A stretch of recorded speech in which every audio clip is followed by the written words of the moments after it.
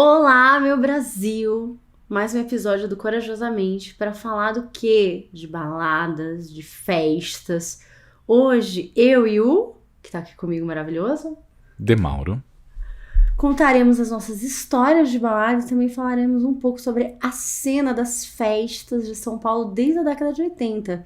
Sim, vai ter história, vai ter fofoca, vai ter bastidores e vocês vão entender por que eu tenho essa fama de velha.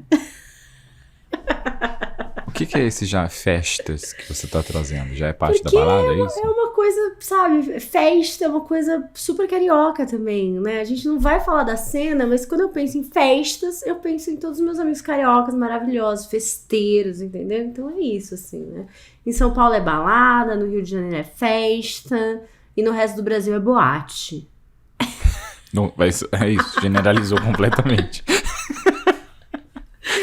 Ó, todos os lugares que eu fui, assim, enfim, que eu fui a trabalho, que eu fui de férias, essas coisas, eles sempre falam boate. E boate, assim, eu não sei se as pessoas têm essa noção, né? Aqui em São Paulo, quando você fala boate, ai, tem uma boate. Boate é puteiro. Tipo, não tem, não, é isso, entendeu? Não tem essa de, boate. E no interior, nos outros lugares, boate é um lugar que, enfim, uma balada, um clube, né? Alguma coisa assim e tal. E eu lembro que quando eu voltei a morar aqui em São Paulo, né? Eu volto a morar em São Paulo acho que em 2000.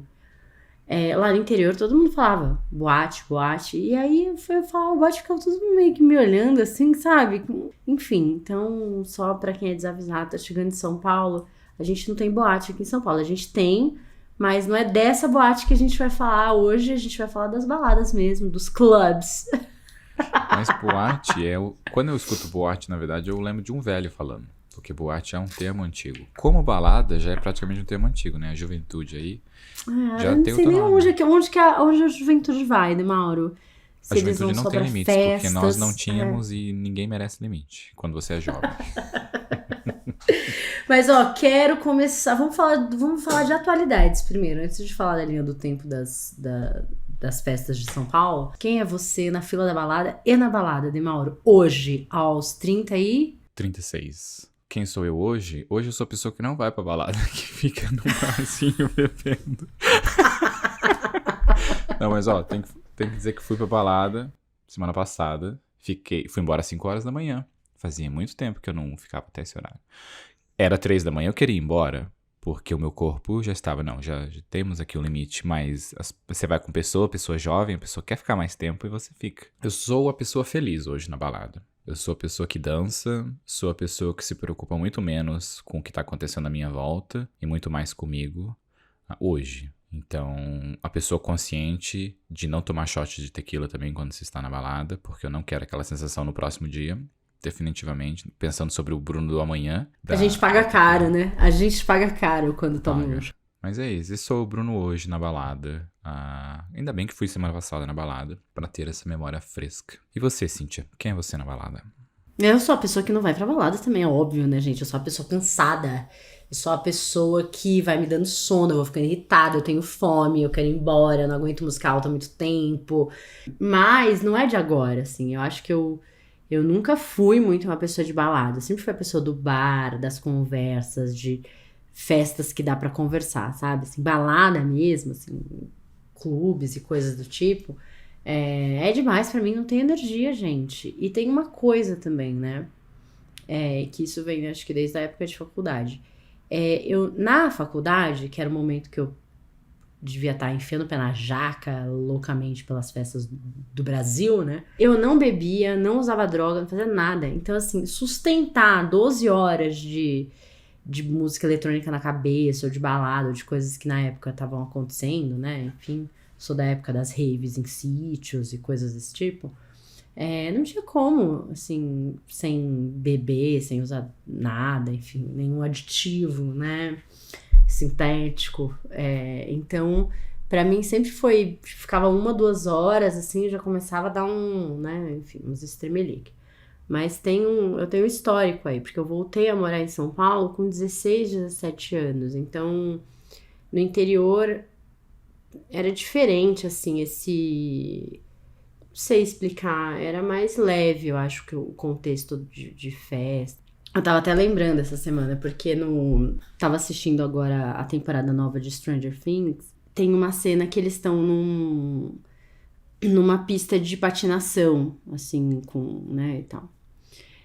E lá no interior, assim, acho que o primeiro lugar que eu fui com cara de balada mesmo foi um lugar desse, que chamava roller dancing. Tipo, o roller tava super na moda e tal, e era uma pista de patins. Tinha pista de dança, tinha half de skate e tal. E, não sei, acho que eu devia ter uns 14 anos, assim. E era matinê de domingo, começava cedo. Então tinha essa cara meio de balada, mas sem álcool, sem, né, enfim, era uma matinê. E era tão legal, assim, a gente era na época do passinho, sabe, fazia dança com passinhos, e El Chan e tudo isso acontecendo, então era muito gostoso, era muito leve, né, ainda tinha uma ingenuidade acontecendo ali, né? Eu ia dizer que você começou a ir pra balada com 5 anos de idade, aí quando você já tem 25, você já viveu tudo que tinha que viver pra balada, né? Já chegou na idade, tipo, não, já fui muito na balada, não preciso mais. Cansei, né? Você fala, cansei, né? Cansei. Não, e lá também, assim, no interior tinha... não sei, a gente... Lá tem festa de carnaval nos clubes, vai a família inteira. Então tinha uma coisa assim de, né, a Vavá, que era uma amigona da minha mãe, enfim, teve com a gente assim, conviveu com a gente muito tempo, os filhos eram nossos amigos, a gente tinha a mesma idade. Então, tipo, carnaval, a gente nunca ficava em casa. Sempre tinha algum show, algum clube mesmo da cidade, sabe? Clube de regatas, piscina, essas coisas. Sempre tinha, sei lá, alguma coisa, ela sempre levava. Então, a gente saía bastante nessa fase, assim, 13, 14 anos e tudo. Aí, quando a gente volta a morar em São Paulo, aí é um choque, porque é um cenário completamente diferente, né? Mas você falando do negócio de patinação, eu cresci no interior também. Eu mudei pra São Paulo quando já tinha 20 e poucos anos e não morei muito tempo em São Paulo. E já não era tão baladeiro assim quando mudei pra São Paulo, então vivi menos balada lá. Mas eu lembro de quando eu era mais novo, até cheguei a fazer uma piada antes da gente começar a gravar aqui. Como somos velhos, a balada antes você podia entrar com menos de 18 anos. E assim, a gente lembrou que era 16 anos a idade que você podia entrar na balada. E eu lembro que eu vivia pensando, quando eu fizer 16, eu vou entrar na balada, vou entrar na balada. Alguns meses antes de eu fazer 16... A matinê era com 14, de repente era na matinê que você queria ir, né? Eu não sei se era matinê ou se era a balada normal. Eu lembro do sofrimento de pensar... É aquele... Igual quando você vai fazer 18 anos, sabe? Você fica pensando, agora eu vou poder ir na balada quando tiver a idade X, 14 ou 16. E aí eu lembro, alguns meses antes de eu fazer aniversário, eles trocaram a lei e não podia mais ir na balada. E aí eu só lembro daquele sentimento triste. Que, na verdade, esse sentimento triste ia ser propagado por muitos anos, porque mesmo quando eu ia na balada, eu era completamente tímido. E eu ficava completamente deslocado naquele ambiente. Tipo, estou num ambiente terrível aqui. Não sei porquê, acho que porque tá todo mundo vindo aqui, a gente acha que vai transar ainda na balada. E era ainda naquela época em que se fumava dentro da balada. Você saía fedendo, até dentro do seu ouvido fedia. A sua roupa você tinha que jogar no lixo, de tanto que fedia cigarro. Quando eu não tomava uma queimada ainda na mão daquela porcaria do povo fumando na balada. Então, pensando agora aqui, refletindo sobre esse sentimento de tristeza, eu preferiria que tivessem trocado pra ir pra balada quando você tem 80 anos, porque eu teria sofrido menos. Nossa, é verdade, tinha isso. O lance do cigarro, né, aquela névoa. E lembrei de outra coisa também. Lá no interior, tinha meio que umas festas típicas e eu sei que aqui em São Paulo também tinha, né? Assim, a gente tinha no clube, no ginásio da cidade, tinha o baile da espuma, que assim, eu acho de uma insanidade esse baile da espuma, que ficava, tipo, um cano gigante no meio do rolê. Você já foi em algum baile da espuma? Tô aqui contando, de repente... Não, mas você falou isso, a primeira coisa que veio na minha cabeça foi a banheira do Gugu. É algo similar? Então, era tipo... Não, era assim, eles, não sei, protegiam o lugar, sei lá, mas é isso. Tinha um cano gigante no meio da balada, soltando espuma, e ficava aquele monte de espuma no chão. Então, no fim das contas, você ficava todo molhado, tinha um cheiro meio de... chiclete, com, sei lá, uma coisa meio doce, sabe? Aquele treco. Tocando música, dançando naquela espuma, escorregando, molhando a roupa, enfim. Então, Eu não sei, era de uma insanidade, uma bizarrice que não, né, não tem tal. Essa era uma festa clássica lá do interior, sempre tinha, que era o raio do baile da espuma. No interior também tem o baile do Havaí. Eu sempre morei ali na região de São José do Rio Preto e tal, não sei se é uma coisa só dali, se é enfim, mas o baile do Havaí era, sei lá, as minhas primas guardavam dinheiro o ano inteiro pra fazer a roupa pro baile do Havaí, que era sempre uma coisa meio assim, roupa branca, roupa, sei lá, estampada, mas eram uns vestidos mais chiques, eram na beira da piscina, festa, todo mundo emperequetado, no final tava todo mundo bêbado, alguém caía na piscina, enfim, sempre tinha essa coisa do baile do Havaí. Eu não lembro de ter ido em nenhum baile do Havaí, porque eu era muito nova na época. Enfim, a gente não podia, mas, nossa, eu lembro que a minha mãe ia com as amigas, as minhas primas, era um evento, né? Aí tinha rodeio, que no interior é muito normal, e todo rodeio tem o baile do cowboy, né? Assim, que é uma festa que tem ali no sábado, porque o rodeio às vezes acontece durante uma semana, às vezes acontecia festa do peão, né? 4 dias, assim, quinta, sexta, sábado e domingo. Aí no sábado sempre tem o baile do cowboy e tal, mas sempre música sertaneja, country, essas coisas. Tinha não, isso ainda tem, né? Que é uma maior febre no Brasil, o rodeio, que parece que tem todo mês. Cada cidade tem um no mês que é pra pessoa fazer o ano todo. Mudou bastante, né? Na época, assim, era uma coisa muito tradicional. Todo ano tinha, em junho, lá na cidade que a gente morava, era no meio do ano. Aí depois começou a crescer Jaguariúna, nesses outros lugares que virou realmente, né, assim, com shows caríssimos, com um monte de, de sertanejo famoso, mas tô falando assim daquele rodeio, festa do peão pequena, de cidade pequena, né? Tinha também uma festa super tradicional lá da cidade, que era o baile do ridículo, que era todo mundo com roupa e looks antigos e tal, e enfim, sabe, montava, aquela época também é um tradicional, todo ano tinha, então, mas isso ainda lá no interior era uma coisa do clube da cidade, né, então o clube tinha essas datas, o Havaí, o baile do ridículo, não sei o que, né? Que era uma coisa meio clássica e tal, mas a gente, tipo, não frequentava, assim, no máximo ia pra sorveteria da cidade, ficava dando voltinha ali na rua e era isso, né? E aí, quando eu venho pra São Paulo, aí, enfim, é um outro mundo completamente diferente, né? Porque São Paulo é um lugar... Abriu a porta do inferno quando veio pra São Paulo. Meu Deus, gente. São Paulo é muito grande, então quando a gente pensa assim, qual é a cena das baladas, das festas de São Paulo? É difícil você ter uma clareza, porque...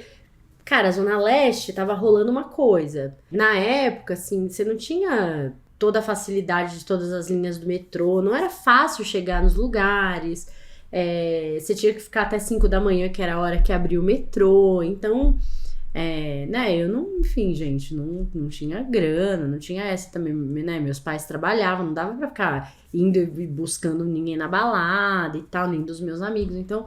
Quando eu venho pra São Paulo, muda um pouco essa coisa. Lá no interior era menorzinho, você ia a pé, voltava, não sei o quê, né? Era mais de boa. Aqui já foi meio chocante, assim, quando eu, sei lá, foi meio um choque. Eu lembro dessas festas do interior, eu acho que era praticamente a mesma coisa. Eu lembro das festas de escola também, que eu considerava festas meio que de balada, assim, porque você era o ambiente que você podia frequentar, né? Tinha festa na escola, junina, festa de fim de ano e coisas assim. Não lembro de todas, mas eu lembro que era as que eu mais frequentava, porque não, era de graça, já que você já estava na escola, não precisava pagar. E é isso, festa da escola, foda-se. Mas eu lembro do vindo pra São Paulo, quando você começa a falar, porque eu morava meio perto de São Paulo. Então o que eu fazia, às vezes eu ia fim de semana pra São Paulo. E aí eu ficava na balada até de manhã, e aí depois no outro dia de manhã eu voltava pra casa, porque era mais fácil de se fazer isso, completamente cansativo. É muito legal como São Paulo tem esse ambiente, uma cidade grande tem esse ambiente, né, que é você escolhe o que você quer pra balada, né? Qual é a categoria? Tipo uma escolha de música. Se você gosta de MPB, tem a balada de MPB. Se você gosta de axé, tem a balada de axé. É tipo, você escolhe o que você curte e aí você simplesmente vai no local, porque tem tudo. É como um menu ali. Não é como uma cidade pequena que, nesse mês é a festa do Havaí, aí só vai ter a festa do Havaí ali, ou a festa junina, não. São Paulo é o ano inteiro tudo acontecendo e é muito maravilhoso isso só de você ter essa escolha Eu nem vou tanto pra balada assim, sabe? Mas só de estar numa cidade grande, que você tem essa escolha de que você pode, se eu quiser ir agora, já é uma sensação muito boa de liberdade, assim, sabe? De você ir, de você viver aquela experiência. Se você tiver energia também pra fazer isso. E porque hoje também temos dinheiro pra pagar pra entrar numa balada, né? Porque antes não tínhamos. Tem essa coisa de ser grande e tal. Tem o lance também. São Paulo tem vários valores. Tem festa para cada classe social. Tem coisas pontuais. Tem do baile funk, a festa caríssima do sei lá o que, enfim. Então também tem esses contextos, né? Aqui eu acho que a gente vai falar mais de uma forma assim, mais geral e tal, né? Eu lembro que quando eu volto para São Paulo, acho que com 16 anos, estou terminando ali a escola, né? 15, 16 anos. E a gente ia numa balada que era na Henrique Schaumann, chamava Euro. Era bem... Até hoje o prédio, o lugar existe, mas já mudou de nome várias vezes. Agora eu não sei exatamente o que é, mas é um... Ali entre a Benedito Calixto, né, a Praça Benedito Calixto, a Euro ficava, os fundos dava para a Praça da Benedito Calixto e a frente lá para Henrique Schaumann. E era um lugar assim com uns 3 andares, então tocava rock, reggae, música eletrônica, tinha uma mistureba ali. E tinha o lance de mulher ser VIP. Então a gente, imagina, né, naquela idade super sem grana e tal, ia pra lá, ou se não era VIP, era bem barato, assim, era uma coisa que a gente conseguia pagar e tal. E também tinha um lance de ter bebida em dobro, alguma coisa assim. Então, nossa, eu acho que foi a primeira balada mesmo que a gente foi aqui em São Paulo, e a Broadway, que também era um clássico da época. Depois que eu comecei a fazer cursinho, a Broadway era ali na Barra Funda. Também era gigante, assim, um lugar grande, com vários ambientes e tocava várias coisas e tal, enfim. Mas era isso, era esse rolê. Eu via a maior galera da minha rua, aí pega metrô, aí vai, não sei o quê. Aí, nossa, sai de lá 5 horas da manhã exausto, porque ia de salto, né? Claro, imagina, não vai de salto na balada. Voltava todo andando torto. Ai, olha, nossa, que B.O. Não tenho legal mais energia. Não tenho mais, só de pensar já. Vamos terminar esse episódio, eu tô cansada. Você falar desse negócio de pagar e tem pra várias classes sociais. Eu lembro quando eu mudei pra Irlanda, uma das coisas que mais me impactou é que lá você não paga pra ir pra balada. Lá é de graça. Então a balada mais famosa que tem lá, na verdade você paga, que você paga 10 euros pra você entrar. Ou 30 e consome os 30. Mas é indiferente, se você é homem ou mulher, você paga a mesma coisa. E todo o resto é grátis, você não paga. A maioria é pub ou pub com balada junto. Eu lembro de ir no começo, e o que a gente fazia era a gente ficava indo de uma balada pra outra. Então numa noite você ia em 5, porque você não pagava, você só entrava, sabe? A classe social na Irlanda é diferente, porque as pessoas têm praticamente a mesma classe social lá. O dinheiro tem o mesmo valor, as pessoas ganham praticamente a mesma coisa quando se está consumindo fora de casa, sabe? Quando você está indo num bar e você está consumindo. Como essa parte da igualdade social ser tão no mesmo nível, que você não usa um ticket de balada como um filtro social, porque no Brasil você usa um preço de balada como um filtro social. Você vai cobrar 50, você vai cobrar 500, e aí são tipos diferentes de pessoas que vão naquele ambiente, por a gente ter uma diferença social tão grande dentro daqui. Eu lembro de refletir sobre isso antes, de como é essa outra parte, assim. Porém, aí você tem na Irlanda e em outros países, especialmente algumas baladas em Berlim, que aí o segurança que deixa você entrar ou não. O segurança vai te julgar, e é isso. Se o segurança não deixar você entrar, você não entra, sabe? Não é sobre classe social. Geralmente é como você tá se vestindo, como você tá se vestindo e tal. E aí que eles alegam que você tá muito bêbado e eles não vão deixar você entrar. Aí você entra num outro problema, porque eu lembro de ir pra balada com amigos. Eu fui com um amigo que... Esqueci que país ele era. Mas ele não era branco, ele era de uma outra etnia, e aí não deixaram a gente entrar, alegando que ele tava bêbado. E ele não tava bêbado, ele tava normal, e ele tava até bem vestido. O cara falava, sei lá, 7 idiomas e não deixaram ele entrar por causa da aparência dele na balada. Não que isso não aconteça no Brasil, mas tinha esse outro lado lá dessa discriminação sem ser pelo preço da entrada na Irlanda. Eu acho que o que você falou é muito verdade, isso de como é essa liberdade, porque tem balada pra todos os gostos. Não é só de de gosto musical. Tem balada, você gosta de ser amarrado no teto, tem uma balada pra você. Você vai lá e você é amarrado no teto. Você gosta de festa da espuma, você vai lá, tem festa da espuma, sabe? Tem balada que você tem áreas pra você ficar sentado, que você tem barzinho, enquanto tem a pista de dança acontecendo lá. É muito legal essa coisa tão grande, porque tanta gente, e como tem tanta gente, muita coisa fica aberta, né? Muita coisa funciona, tem muito consumo e muitas pessoas querendo coisas diferentes, experiências diferentes. Falando um pouco pra trás também, eu lembro de eu ir em festa eletrônica também, em rave, em festa de sítio menor e festas maiores. E eu lembro de como era cansativo aquilo, era tipo 2 dias, tinham tendas pra você dormir lá, tendas gigantes e, sei lá, tinha 30 mil pessoas, 50 mil pessoas no ambiente. Como que a gente fez isso, Cíntia? Por que a gente ia num lugar assim, né? Eu penso hoje...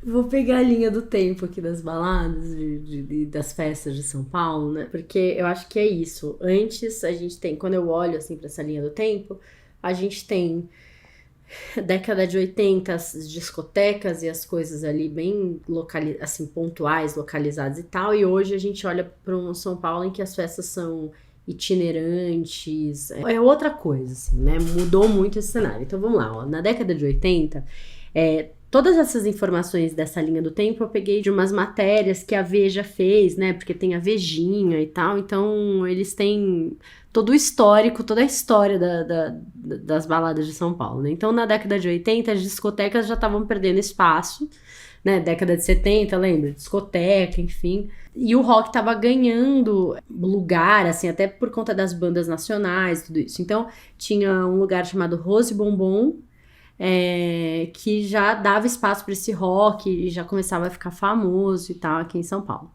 A gente também tinha o Madame Satã, que foi fundado com esse nome, né, por um ex-seminarista e ficava num porão lá na Bela Vista de um casarão e tal, e reunia tudo quanto era tipo de tribo, incluindo muita gente famosa.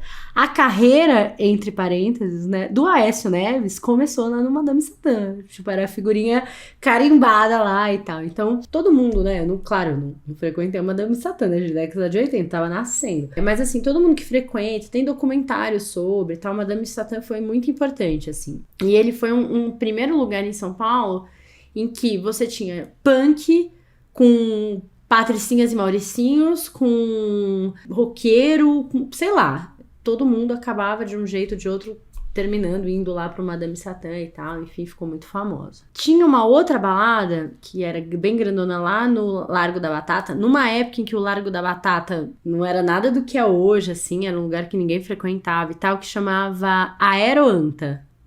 Na época, eles reuniam uma média de 600 pessoas, falavam, né, que era 600 dentro e 600 fora, porque virava assim, sei lá, uma confusão de gente e tal, e que o Caetano Veloso ia pra lá só por causa do cachorro-quente que era vendido na porta da balada e tal, enfim, então ficou muito famosa, mas era isso, assim, era um lugar que as pessoas podiam ir com uma roupa mais de boa, era uma coisa mais classes sociais misturadas, assim, não era nada elitizado e tal, enfim.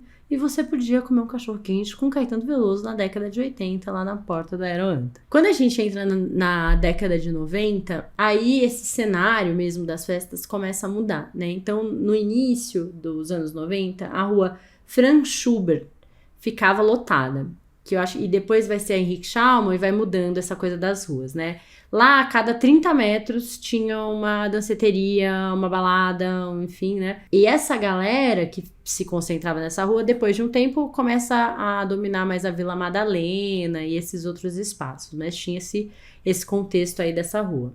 Também tinha uma outra balada que aí abrigava a alta sociedade de São Paulo e os novos ricos, então... o pessoal que trabalhava lá falava que uma semana você estava servindo, sei lá, champanhe para a família Matarazzo e na outra estava servindo, sei lá, um uísque caríssimo para uma família, um casal do Tatuapé que você não sabia nem quem era, que chamava Gallery. Gallery, enfim, era uma coisa mais pra galera rica. Tinha uma outra balada da década de 90 também, que era muito famosa, e que eu acho que foi a primeira balada que aceitou drag queen, e essa galera colorida, extravagante, neon, e, enfim, que era o Massivo. Massivo tinha umas gaiolas, o pessoal dançava nas gaiolas, enfim. todo mundo que frequentou, né, tenho amigos que iam, enfim, e falam assim que era um negócio surreal de legal. E dizem que a expressão clubber, fulano é clubber e tal, vem um pouco dessa época, porque a galera que frequentava esse clube, né, esse clube aí que era massivo, enfim, chamavam eles de clubbers. Não tem exatamente a ver com depois o movimento dos clubbers, mas tinha essa coisa de chamar essa galera que era super colorida e tal, enfim. E o massivo era já LGBT, né, assim, já centralizava esse público porque aceitava, né, de um jeito melhor e porque dava espaço para as drags, enfim, da época. Tem uma coisa também que aconteceu na década de 90, que foi o lance da grana. Como esses espaços começaram a crescer, os empresários da época falaram, né, vamos colocar dinheiro aí. Uma dessas pessoas é o Luciano Huck.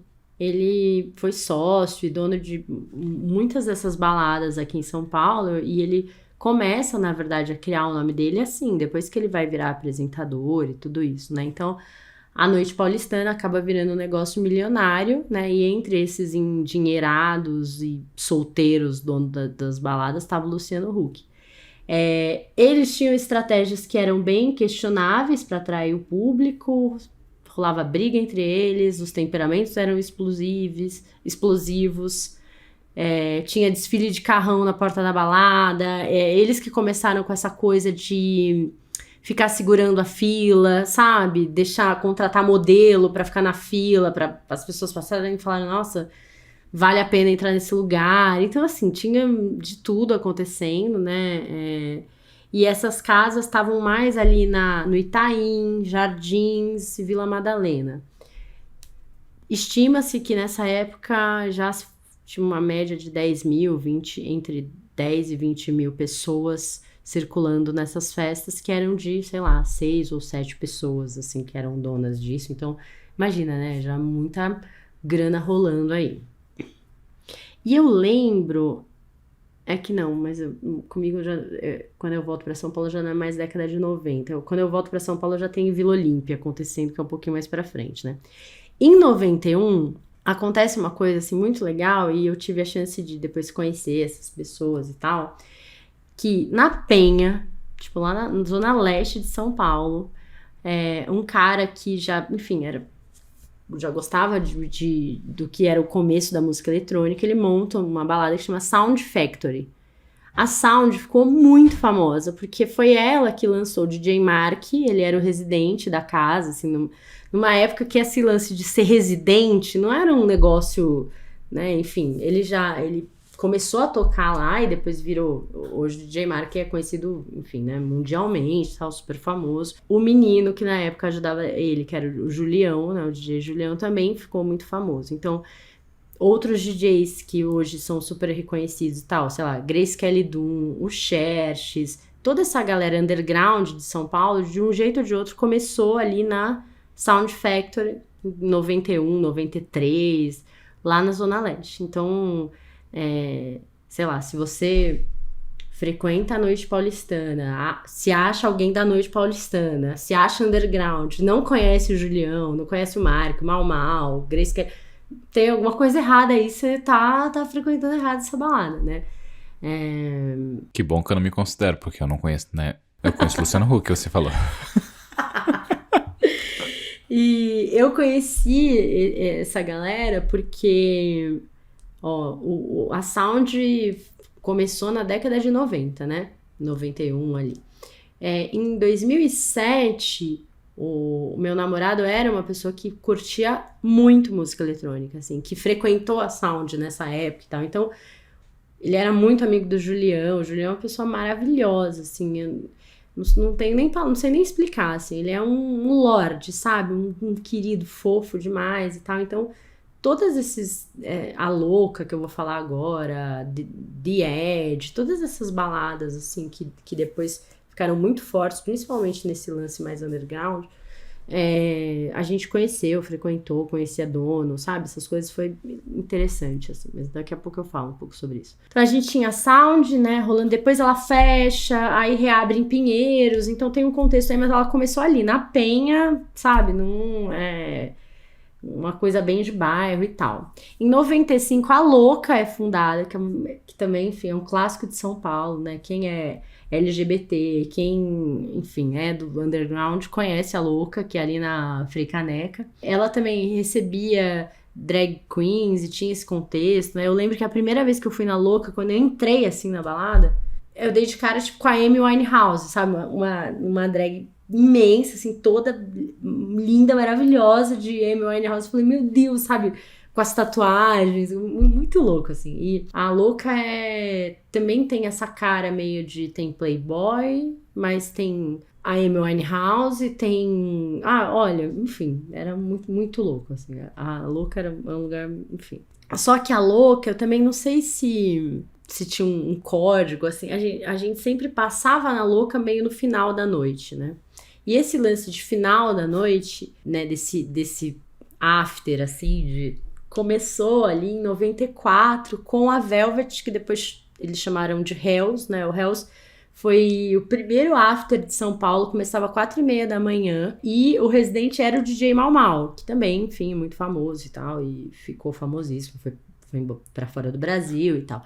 Então, Hells tinha esse contexto de você ia pra balada que você quisesse e tal, saía de lá, 4h30 começava com um DJ bom, porque o Mau Mau é maravilhoso, né, e tal, então também tinha isso, sim. Tudo bem até aqui, pro contexto das festas? Sim, estou aprendendo aí a história de São Paulo. E assim, de novo, né, gente, é óbvio que na Zona Leste estava rolando outra coisa nessa época, na Zona Oeste outra, na Zona Sul sei lá o quê, né? Mas é muita coisa pra contar. Então eu peguei mais essa linha porque eu acho que é uma coisa que depois de algum jeito estava mais próxima a mim e eu pude vivenciar um pouquinho disso, né? Em 99, as raves começaram a ganhar força aqui, assim, em São Paulo. Então, nesses sítios e fazendas que ficavam perto da cidade, com esses DJs que estavam ganhando força e ficando famosos, num momento em que o êxtase também chega no Brasil com muita força.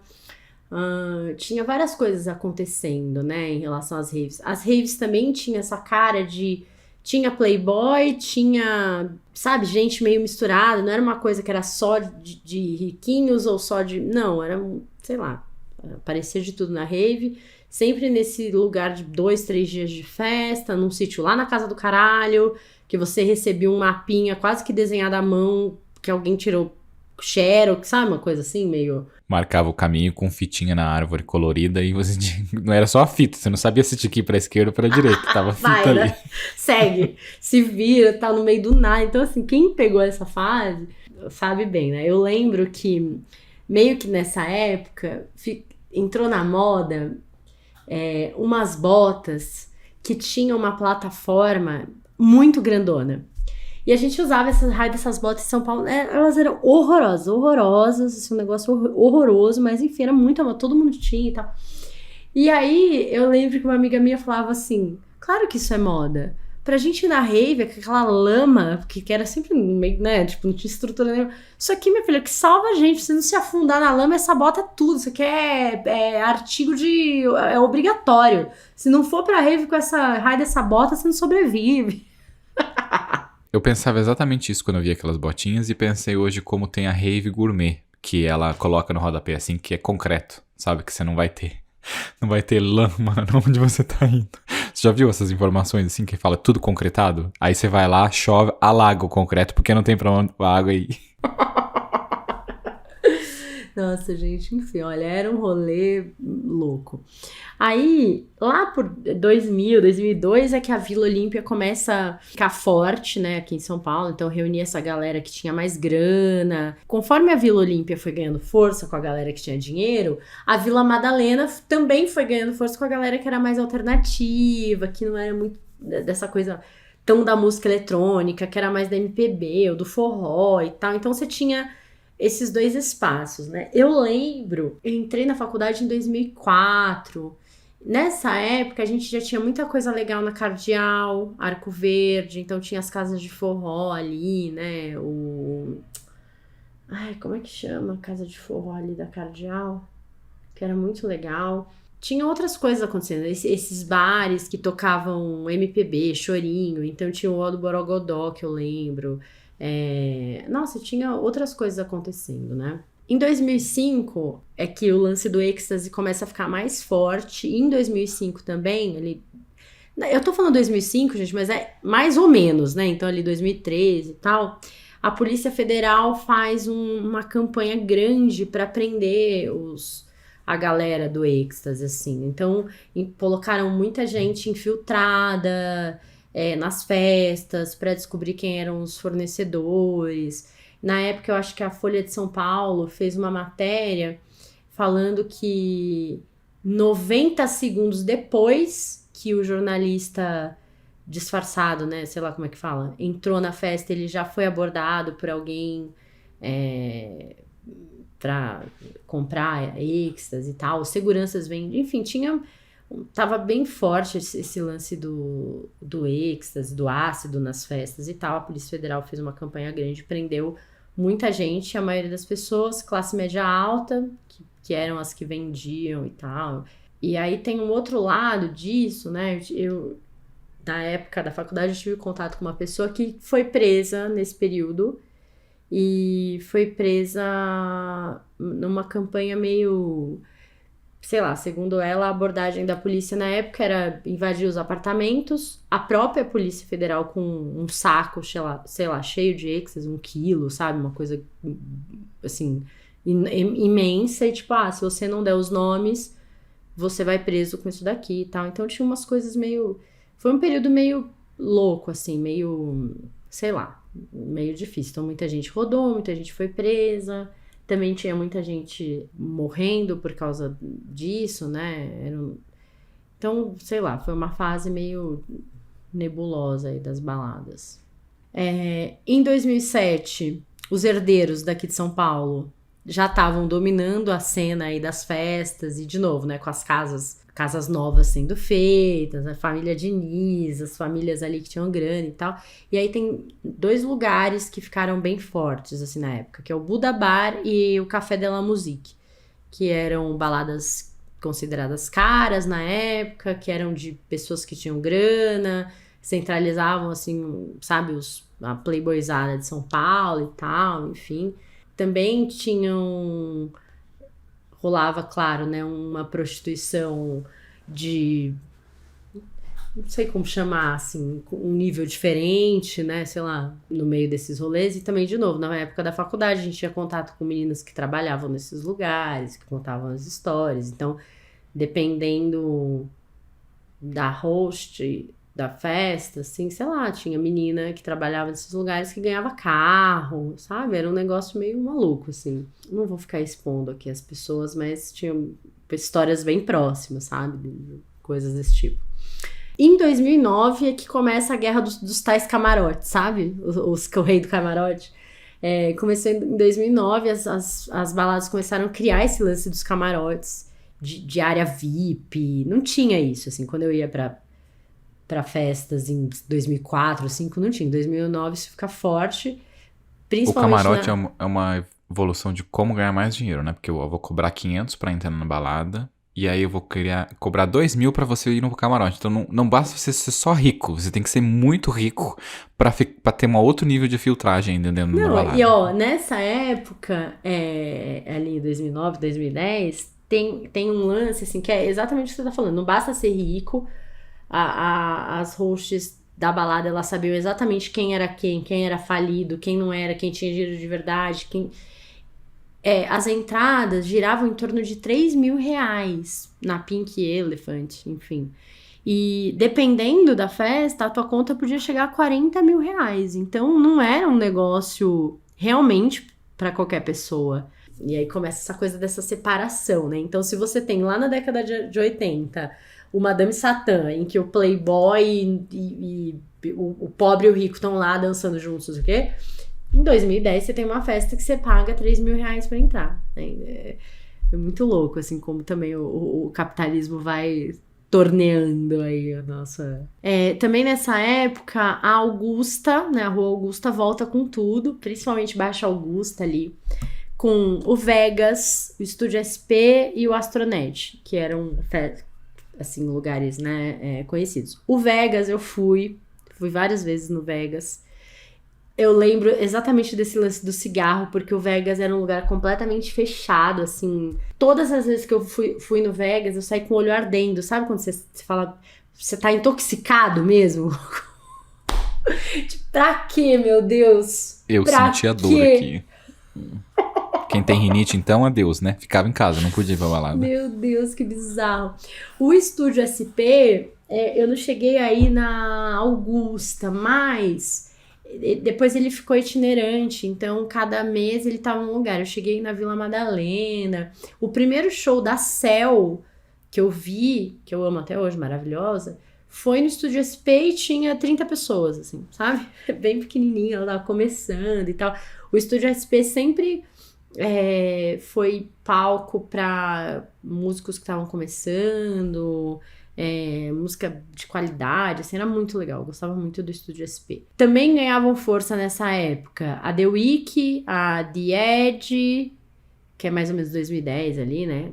Eram baladas que já existiam, mas estavam ganhando força. Pra quem não sabe, a The Week é a que tem a piscina lá no meio, que também hoje é um reduto LGBT bem forte, assim. Toda vez que a gente vê aquelas fotos de homens lindos e sarados, sem camisa, numa festa, é a The Week, assim, né? Você já sabe que é lá e tal.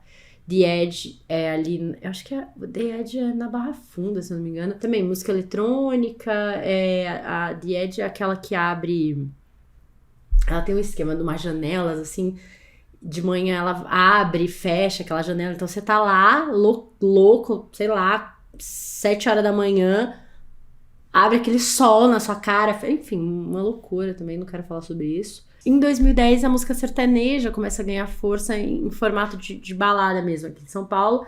O Café de la Musique, por incrível que pareça, foi o primeiro lugar que recebeu, assim, música sertaneja mesmo. Depois teve a Vila Mix e esses outros lugares que também ficaram bem fortes, mas começa ali em 2010, mais ou menos. A partir de 2016, as festas itinerantes começam a ganhar força, porque começou a ficar caro manter essas baladas fixas.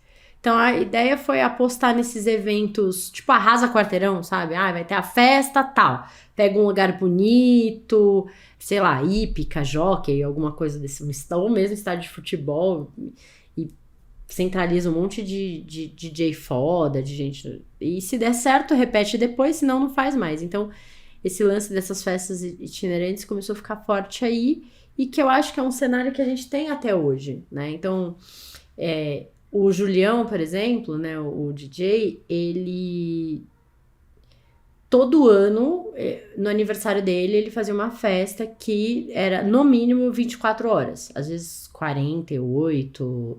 Então ficava ali, sabe, uma sequência de DJs o dia inteiro, e enfim, era um negócio sempre, todo ano no aniversário dele era isso, nossa, as pessoas adoravam e tal. Acho que depois em 2017, 2018 ele sai do Brasil, acho que ele vai morar fora e tal, e não sei se ele continuou fazendo, mas era um clássico. Não sei, eu lembro, a primeira vez que eu vi essas festas gigantes foi com o aniversário dele, assim, que era um negócio real, vinha DJ do mundo inteiro pra cá, porque ele tem muito prestígio, né, muito conhecido e tal, enfim. Mas hoje a gente tem alguns lugares fixos, sim, continuam em São Paulo, né? Você tem baladas fixadas e tal, mas tem muito esse contexto de festa. É difícil falar de um lugar específico, porque São Paulo, se você der um Google, você acha, tem um túnel abandonado que toca rap a cada 15 dias. Tem um casarão não sei aonde que recebe a festa, nananã. Tem uma casa com jardim, no jardim rola música eletrônica domingo à tarde.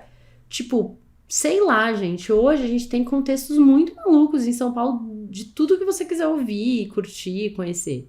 Eu só tô pensando o quanto eu não sabia nada das festas de São Paulo. Quando você falou na The Edge, era uma que eu sabia o nome. Essa me veio na memória. O The Week também. Teve alguma outra que você falou também que me veio o nome. É isso, a pessoa do interior vem pra São Paulo, começa a ir numa balada aqui e ali, mas não sabe de nada. Vive a vida sem saber da história. Aí você está falando dá pra gente apontar o dedo e culpar as pessoas, sabe? Quem que trouxe o que em cada época. A primeira balada isso, a primeira balada aquilo. Ou Quem agradecer, trouxe a né? música Não só culpar. sertaneja, né? Assim, enfim, sertanejo universitário, essas coisas, né? Ah, lembrei o que eu queria dizer, que é o que acontece também agora, que nós estamos na casa dos 30, indo pra casa dos 40, é a gente também quando olha pra balada, a gente olha pra balada que tem menos gente jovem, né? A gente quer um espírito acabado ali, a gente não quer um espírito com energia, a gente quer um espírito mais igual ao nosso.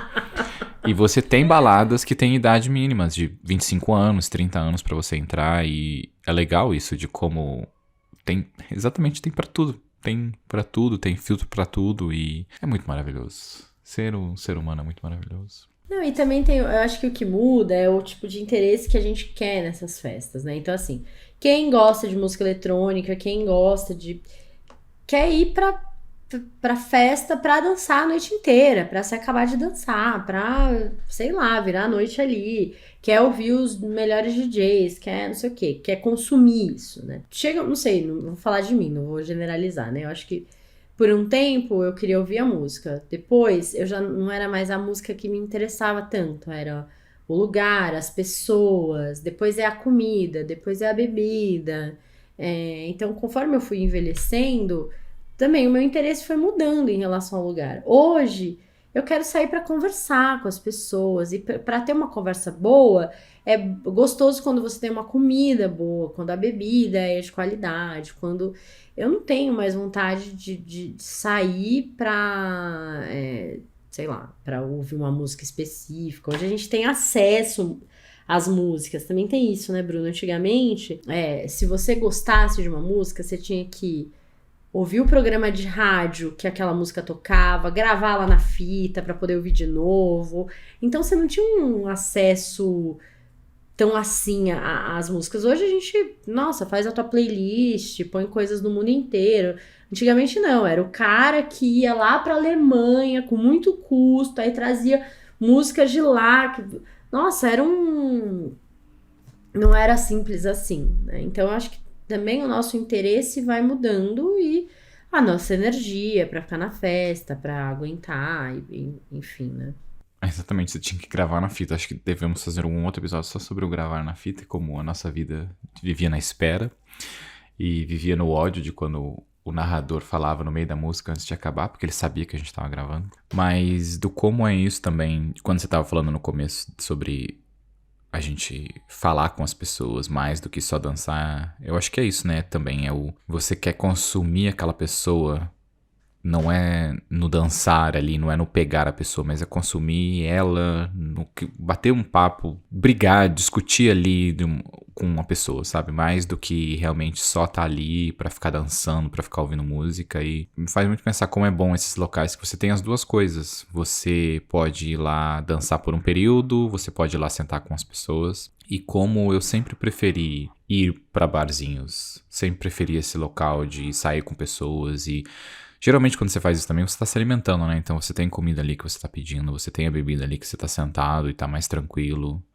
Eu acho que é uma troca tão gostosa. Pensando nessa troca gostosa, eu também consigo lembrar de momentos legais de você sair só pra dançar também. De só você ir dançar e se acabar de fazer aquilo. Não, e tem porque isso outra tá me dando coisa, saudades né? agora, quero ir pra balada. Vamos pra balada, Cintia. Tem outra coisa que é... Nessa época, assim, 16, 18, 20 anos, você quer beijar na boca. Você tá indo pra festa, pra balada e tal, pra paquerar, pra...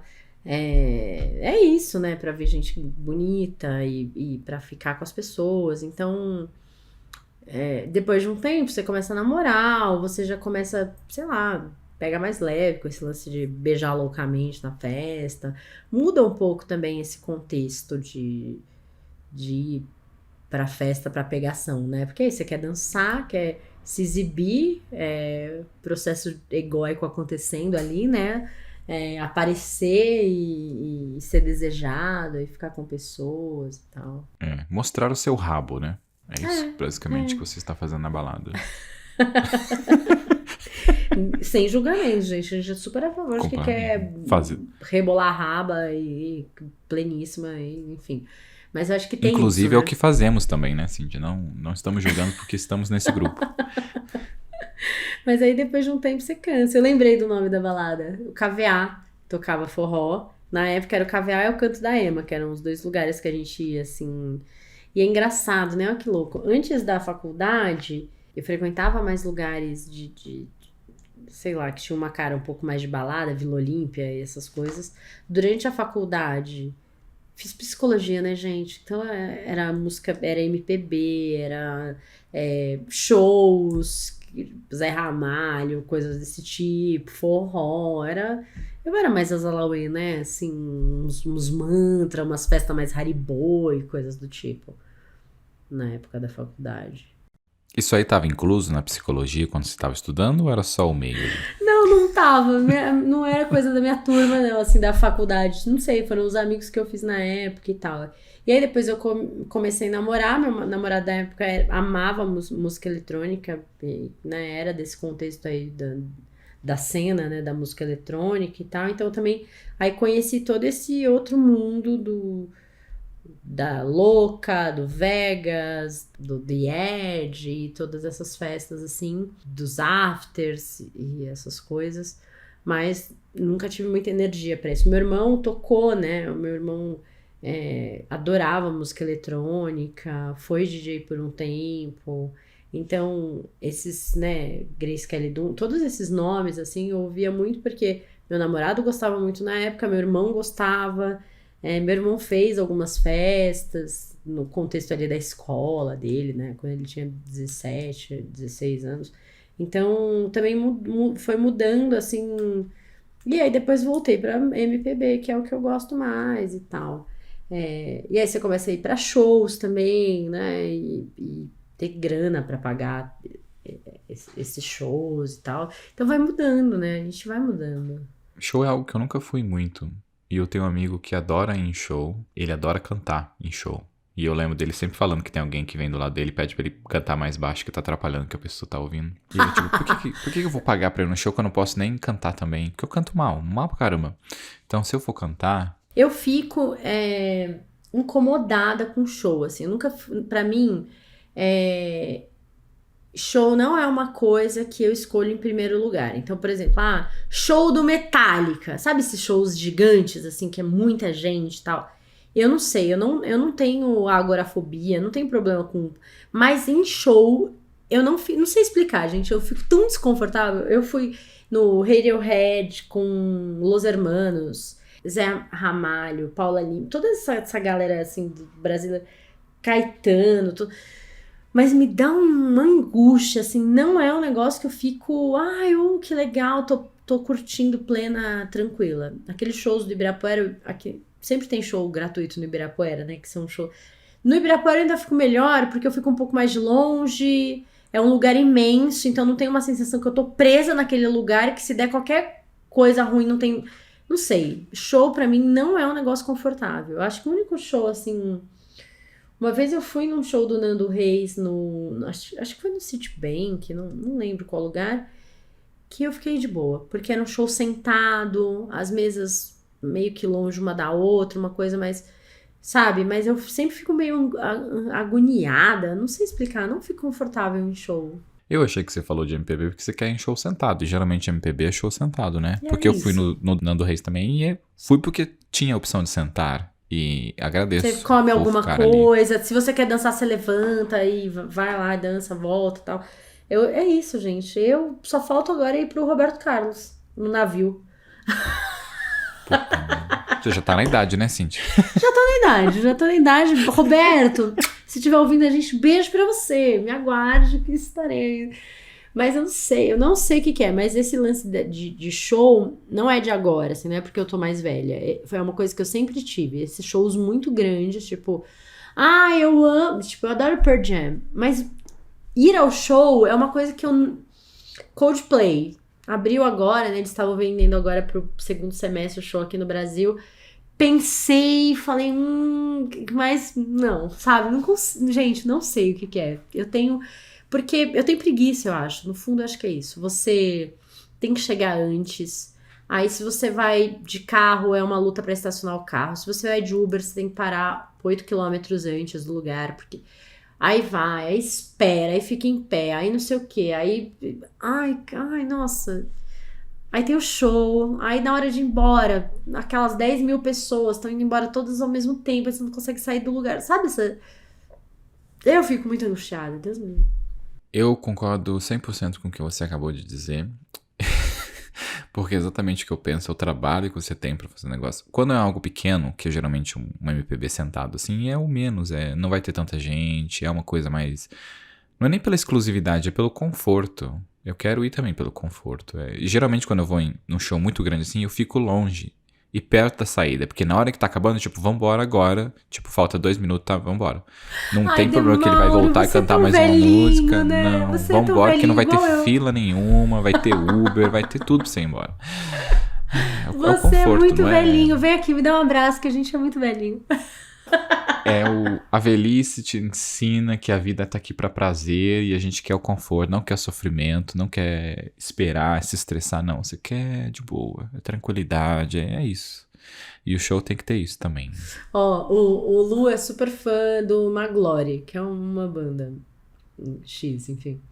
E aí teve agora, né, vacina e tal. Acho que o primeiro show, a gente foi numa apresentação de violino, um negócio que eu queria ver muito lá no Ibirapuera e tal, mas depois teve esse show do Maglore, vamos no show do Maglore, num lugar, assim, que não era grande, sei lá, devia ter umas 100 pessoas, não sei se 200, acho que não. A gente chegou, faltava, sei lá, a gente chegou, nada da banda entrar, tinha bar e tudo, só que tinha que ficar em pé. Eu acho que esse foi o erro. Cara, acho que a gente ficou, sei lá, 1h30 em pé esperando pro show começar. Eu já tava de saco cheio, já tava exausta. Aí o show começou, foi me dando um desespero, assim, sei lá, acho que, sei lá, se a gente ficou 1 hora no show, eu já tava louca pra ir embora, eu já não tava mais aguentando aquilo de ficar em pé.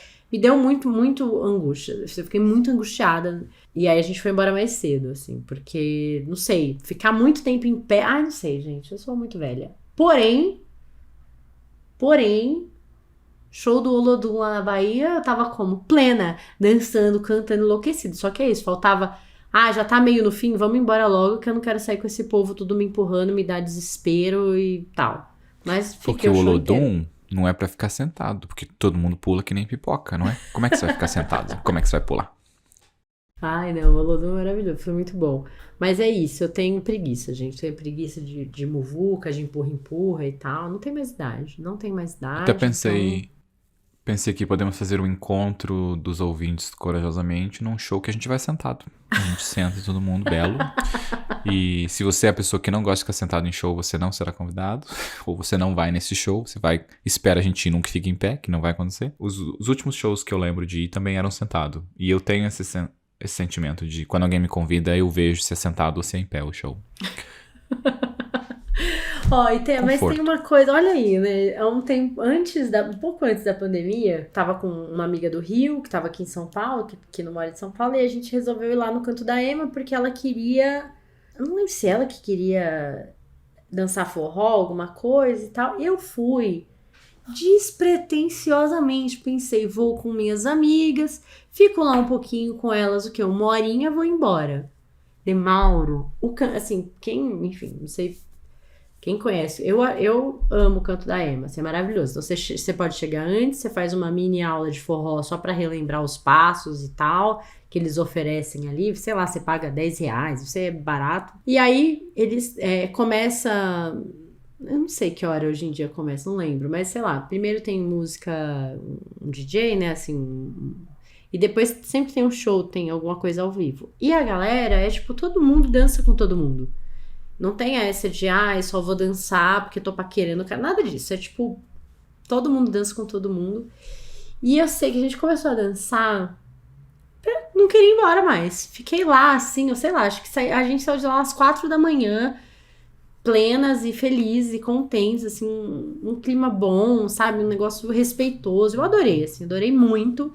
Mas porque eu tava dançando, tava com as minhas amigas. Não tem aquela coisa, sei lá, dos caras ficarem enchendo teu saco. É tudo muito. Você fica na sua, dança, se diverte. Tem uma área aberta com restaurante, se você quiser parar um pouco, comer, voltar, enfim. Nossa, foi muito bom, assim, muito bom. Como é o nome desse que eu vou anotar aqui de novo? É o Canto da Ema. Canto da Ema, beleza.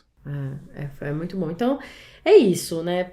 Fechando aqui nossa cara de São Paulo, né? São Paulo te dá essa possibilidade de, se você quer dançar forró, se você quer dançar samba, se você tá louco por música sertaneja, se você é do underground e da música eletrônica e quer coisas alternativas, tem tudo em todas as regiões.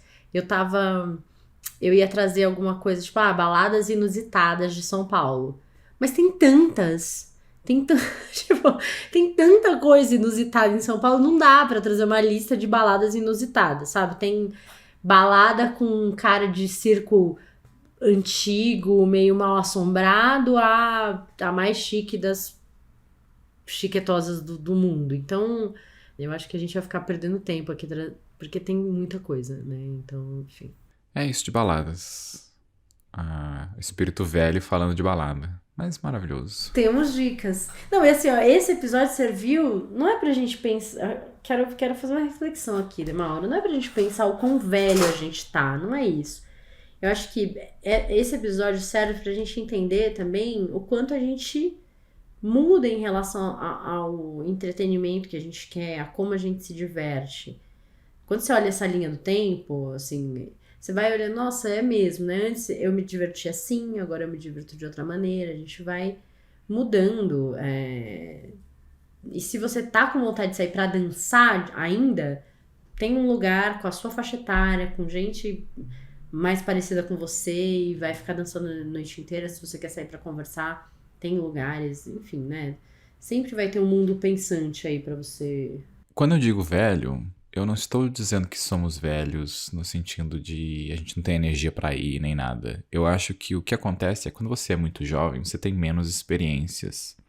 E aí você começa a viver experiências. Então a primeira coisa que que tem mais propaganda, que mais mostra a gente jovem é balada. Então você entende que pra você sair e se divertir, você vai pra balada. Aí você vai e vive aquela experiência da balada. Aí depois aparece uma coisa diferente na sua vida, onde você vai pra um show sentado e você experiencia as diferentes coisas e começa a descobrir você pessoalmente o que você gosta, né? De todo esse leque que agora você já tem essa experiência, você consegue escolher porque você sabe qual o tipo de experiência que você vai ter ali.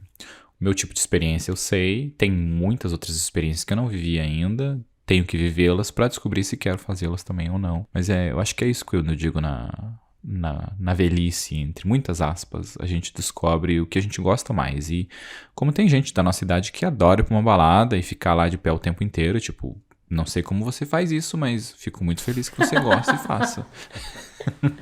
É isso, gente, é pensar o que a gente tá buscando, o que a gente quer nesses lugares, né? Tem um outro movimento também que as pessoas da nossa idade fazem, né, pelo menos da nossa bolha aqui, que é trazer as pessoas para a própria casa, né, e reunir as pessoas, fazer, sei lá, jantares ou vinho e com as músicas que a gente gosta, com a nossa cara. Então também tem isso, né, tem essa autonomia que a gente vai ganhando para poder criar as nossas próprias festas, as nossas próprias baladas e tal, né. Eu tenho uma dica de documentário para quem é curioso ou curte esse lance, né, da história desse mundo underground aqui de São Paulo. Tem um documentário que chama Ground, do Under ao Over, que conta um pouco dessa história, assim, dessas primeiras baladas, desses primeiros DJs e tal, que é bem interessante. Gostaria de lembrar que o Lúcifer da série é dono de uma balada. Caso, né, fazer um link aqui, caso, né, não se esqueçam. Eu não tenho nenhum livro, nada sobre isso, assim, mas eu acho que esse é um episódio que é mais sobre vivenciar as coisas do que sobre ler ou estudar sobre, né, então venha para São Paulo, experimente alguns lugares, né, passe pela Rua Augusta numa sexta-feira ou no sábado à noite, para ver, né, a cara que tem aquilo, dá uma volta lá na Vila Olímpia, Moema, enfim, tem para todos os gostos aqui, né. E se tá vindo para São Paulo, nos chame, obviamente. Queremos saber do que você está fazendo, queremos ir também. E é verdade, né, o Lúcifer, aquela série, tem a balada. Mas eu não tinha pensado nela como dica, porque eu só tenho uma dica nesse episódio, Cintia. Uma dica que estou aqui essa temporada toda querendo dar essa dica, e essa dica não pode ser completamente dada, que é a grande beleza. E a grande beleza é só sobre balada. Não é sobre balada, mas como você falou no episódio anterior, aquele povo faz porra nenhuma, só quer festa. E... Não, o filme começa com uma balada, né? Com o aniversário dele e tal. E aí a gente vai vendo os vários tipos. Todas essas baladas que a gente falou, do dançar loucamente, se drogar, enfiar o pé na jaca, receber os amigos em casa tomando um vinho, comendo comida boa, ele passa por todas elas no filme, né? Passa até na religiosa, vem até a religião pro negócio. É isso, então.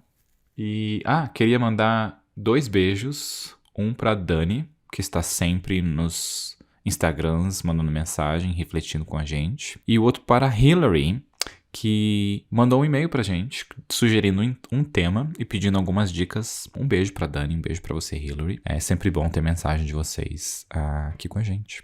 Ai, meu Deus.